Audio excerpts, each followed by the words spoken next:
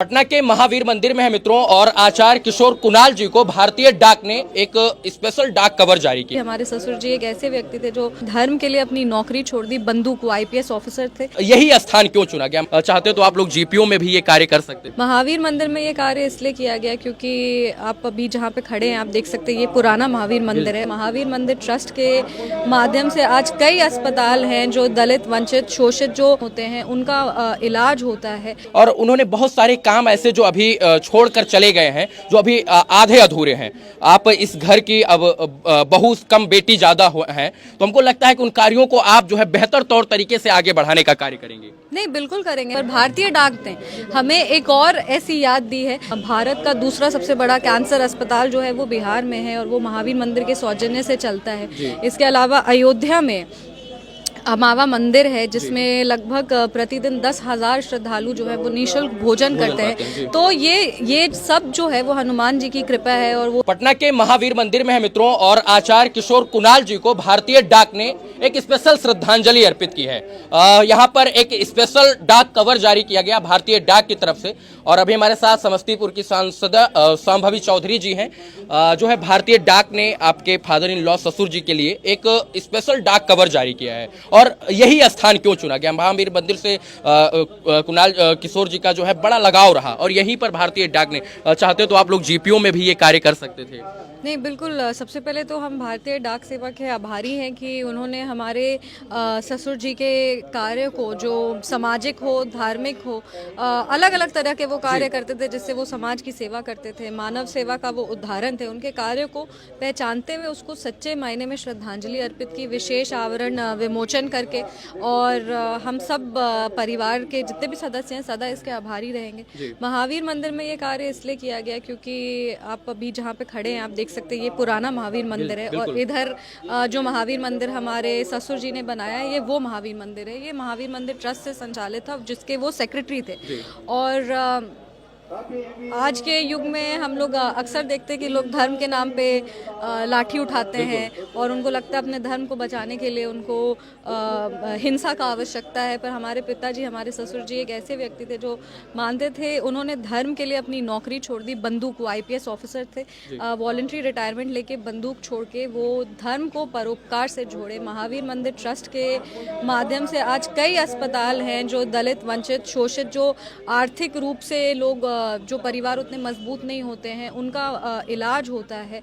सिर्फ वही नहीं, भारत का दूसरा सबसे बड़ा कैंसर अस्पताल जो है वो बिहार में है और वो महावीर मंदिर के सौजन्य से चलता है। इसके अलावा अयोध्या में अमावा मंदिर है जिसमें लगभग प्रतिदिन 10,000 श्रद्धालु जो है वो निःशुल्क भोजन करते हैं। तो ये सब जो है वो हनुमान जी की कृपा है। और वो ये सब यहीं से शुरू हुआ है, महावीर मंदिर से। और इसको शुरू करने वाले हमारे ससुर जी थे, इसीलिए हमने ये सोचा कि नहीं, अगर उनको सच्ची में श्रद्धांजलि देना है तो कोई भी करने को तो लोग आज बड़े बड़े बैंक्वेट्स में भी कर सकते हैं, करने को हम लोग बड़े बड़े होटल्स में भी कर सकते थे, पर क्योंकि हम लोग को पता था कि नहीं, पापा को यही जगह सबसे अद्भुत लगाव था इस मंदिर के, इस मंदिर से लगाव था। वो बीमार रहते थे, वो कुछ भी रहते थे, वो हमेशा यहाँ पे हर दिन यहाँ के आरती में, अगर वो पटना में हो तो वो हर दिन यहाँ का आरती देखते थे। जब तक यहाँ पे आरती नहीं होती थी तब तक वो भोजन नहीं करते थे। और कोविड में तब हमारी शादी नहीं हुई थी, पर सायन हमारे दोस्त थे, मेरा उनसे बात होते रहता था, वो हमको ये बताते थे कि कोविड में जब लोग घर में सीमित थे तब आरती में वो यहाँ आ नहीं पाते थे, उपस्थित नहीं हो पाते थे, तब वो पूरी आरती मौन व्रत रखते थे और वो मंदिर में पूजा करते थे। तो उनको हनुमान जी से इतना लगाव है, उनको महावीर मंदिर से इतना लगाव है। और सिर्फ लगाव ही नहीं, वो धर्म को परोपकार से जोड़ते हुए, धर्म और आस्था के प्रति अद्भुत लगाव था किशोर कुणाल जी का। और उन्होंने बहुत सारे काम ऐसे जो अभी छोड़कर चले गए हैं, जो अभी आधे अधूरे हैं।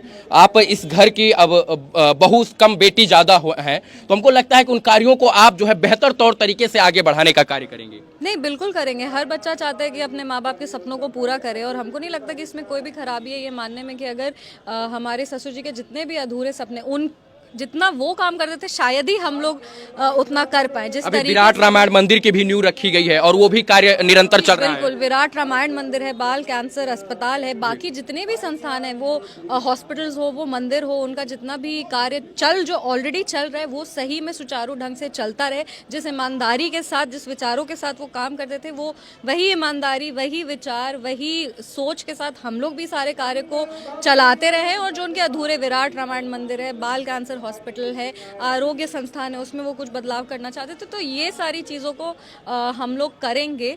और मतलब यही प्रयास करेंगे कि उनके विचारों को अपने जीवन का आधार बना करके आगे जीवन जिए। किशोर कुणाल जी का शिक्षा, स्वास्थ्य, रोजगार के प्रति एक अलग ही जागरूकता था और उनको बिहार का जो है रतन टाटा हम कहें, एक कैंसर संस्थान पहले इंडिया में खुला, वो मुंबई में खुला और इसके बाद जो महावीर कैंसर संस्थान खुला वो बिहार में खुला और वो भी किशोर कुणाल जी के द्वारा खोला गया। और हमको लगता है कि अन्य अस्पतालों को छोड़ दिया जाए तो कैंसर पीड़ित जितने भी पेशेंट हैं वो जो है उस अस्पताल में जाकर अपना इलाज करवाते हैं और उनका ये बहुत बड़ा योगदान था इस बिहार के प्रति। बिल्कुल, वो भारत का दूसरा सबसे बड़ा कैंसर अस्पताल था और वो महावीर मंदिर के सौजन्य से चलता है। जिस मंदिर के प्रांगण में हम लोग आज लोग सबसे बड़ा डिबेट यही है कि मंदिर के जगह पे लोग हॉस्पिटल क्यों नहीं बनाते, मंदिर के जगह पे लोग स्कूल क्यों नहीं बनाते। तो ये मंदिर उदाहरण है कि इस मंदिर के सौजन्य से इतने अस्पताल, इतने विद्यालय, इतनी संस्थानें चल रही है। और महावीर कैंसर की आप बात करें, महावीर कैंसर भारत का दूसरा सबसे बड़ा कैंसर हॉस्पिटल है।